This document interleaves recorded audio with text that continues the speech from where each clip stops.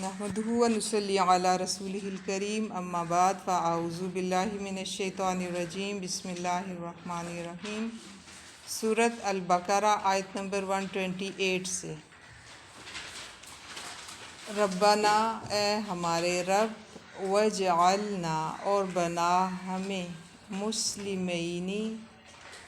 فرما بردار یا تابع فرمان، لکا اپنے لیے، ومن ذریتنا اور ہماری اولاد میں سے،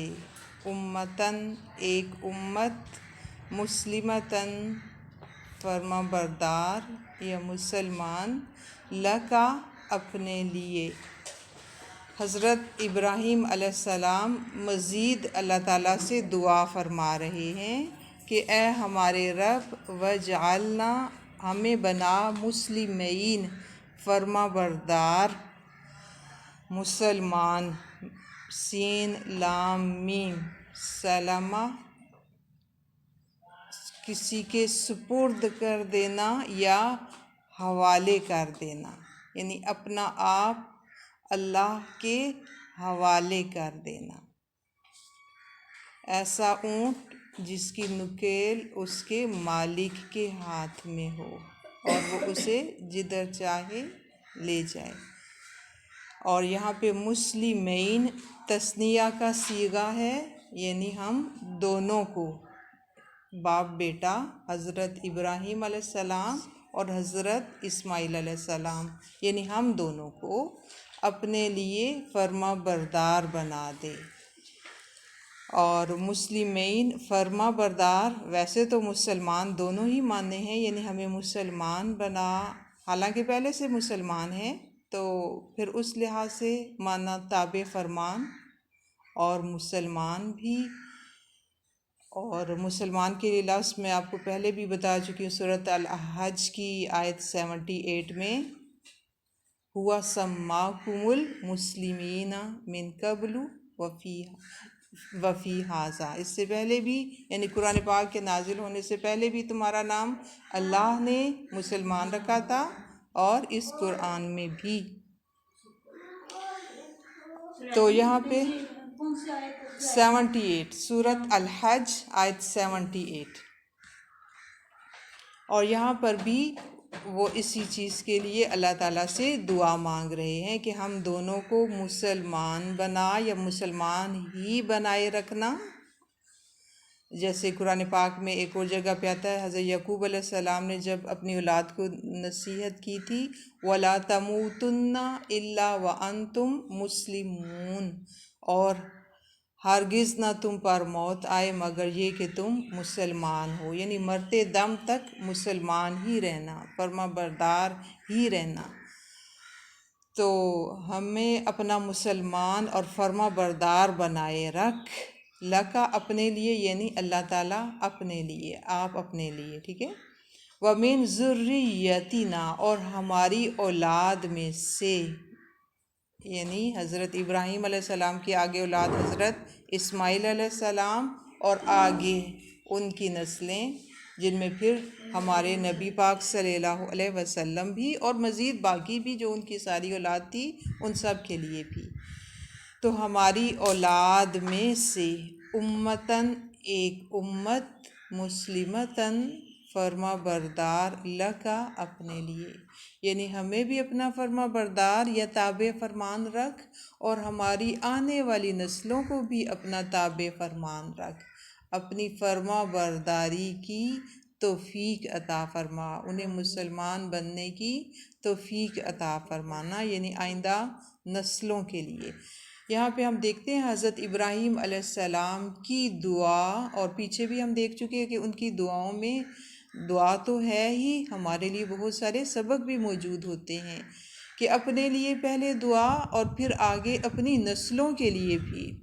اور دعا میں سب سے بہترین دعا ہوتی ہے، یاد رکھیں، دین کے لیے، جیسے اہدنا الصراط المستقیم، جو سب سے پہلے ہمیں دعا سکھائی گئی قرآن پاک کے آغاز میں ہی، وہ بھی ہدایت کے لیے ہی دعا ہے۔ تو اپنی نسلوں کے لیے، جہاں ہم دنیا کی بہت ساری بھلائیاں یا فائدے چاہتے ہیں، وہاں خاص طور پر دین کے حوالے سے بھی ان کے لیے خصوصی دعائیں کرنا، اپنی اولاد کے لیے، اپنی آنے والی نسلوں کے لیے دین کے حوالے سے دعائیں کرنا۔ وَأَرِنَا، اور دکھا ہمیں، ارینا را الف یا را، مناسکنا ہماری عبادت کے طریقے، نون سین کاف، نسک، نسک کہتے ہیں، قربانی کے لیے بھی یہ لفظ استعمال ہوتا ہے نسک، اور پھر عبادت، تمام عبادت کے طریقے اور ان کی جگہ، ان کا وقت، سب چیزیں ہی مراد ہیں مناسک میں۔ عبادت کے طریقے، عبادت کی جگہیں، عبادت کا وقت، ہمیں دکھا ہماری عبادت کی جگہیں یا ہماری عبادت کے طریقے۔ وَتُبْ عَلَيْنَا، اور مہربان ہو جا ہم پر۔ اچھا، یہاں پہ یوں نہیں کہا حضرت ابراہیم علیہ السلام نے کہ ہمیں سکھا ہماری عبادت کے طریقے، بلکہ کیا دعا مانگی؟ ہمیں دکھا۔ ایک ہوتا ہے سکھانا کسی چیز کو، اور ایک ہوتا ہے پریکٹیکلی کر کے دکھانا، ڈیمونسٹریشن، عملی طور پر کوئی کام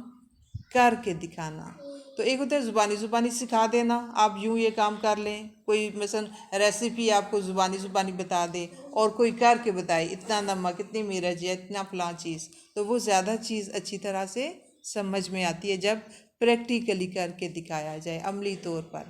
تو حضرت ابراہیم علیہ السلام نے ایسی ہی دعا مانگی کہ اے ہمارے رب ہمیں دکھا ہماری عبادت کے طریقے۔ اچھا، اس میں بھی ہمارے لیے سبق ہے، اور اس میں کیا ہمارے لیے سبق ہے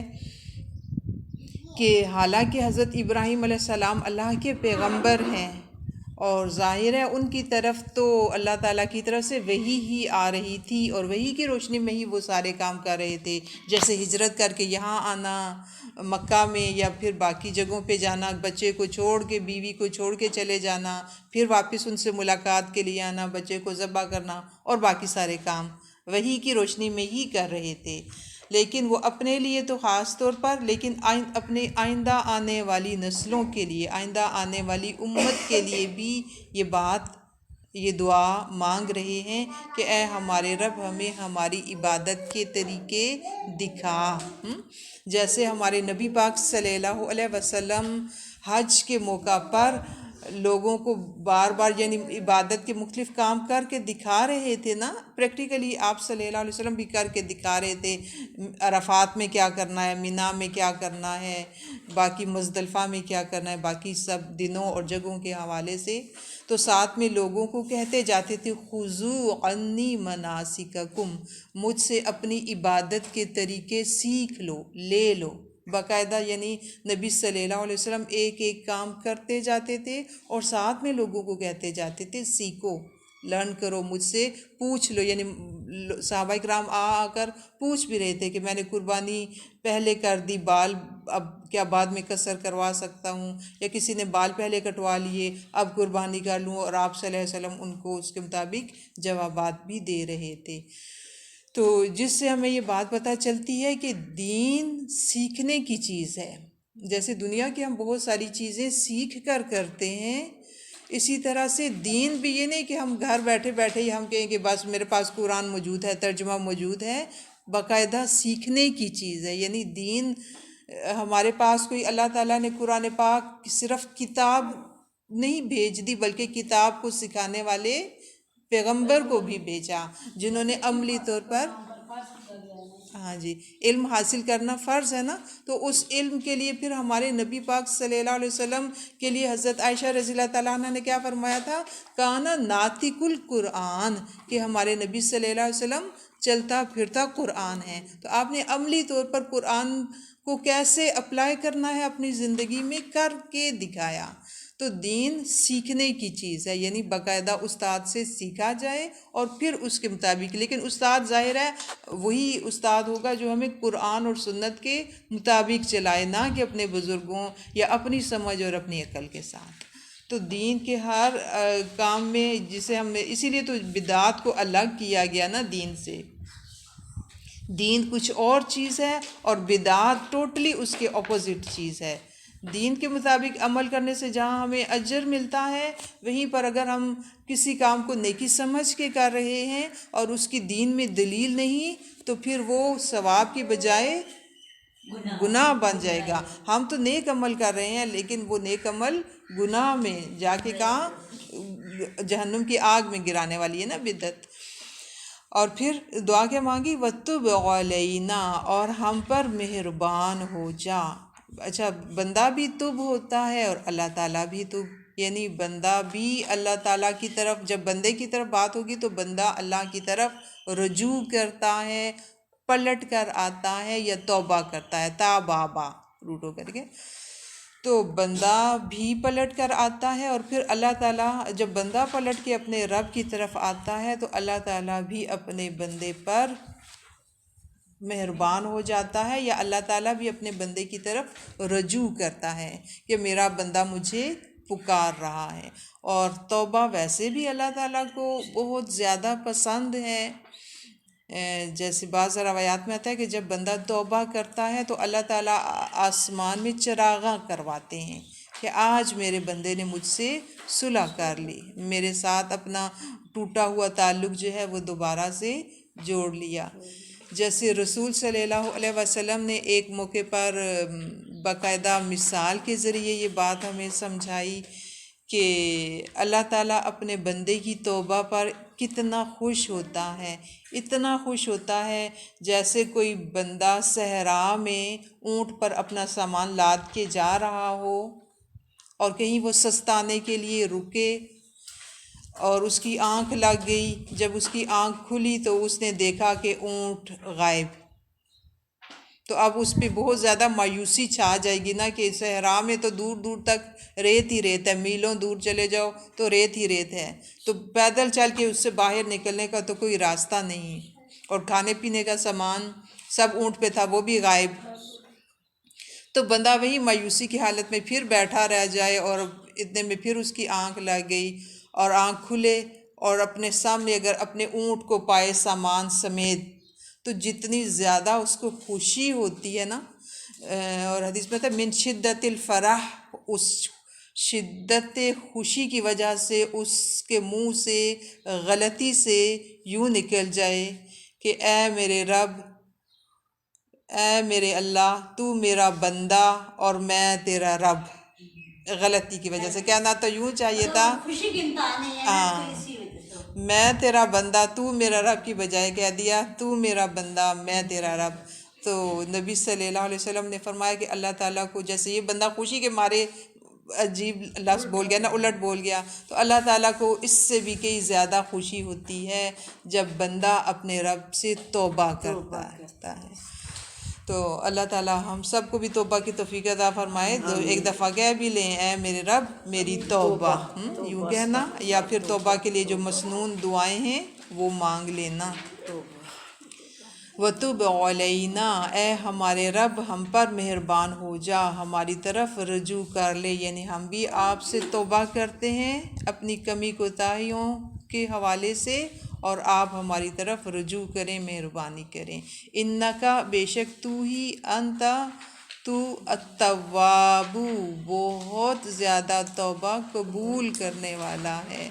الرحیم، نہایت رحم کرنے والا ہے۔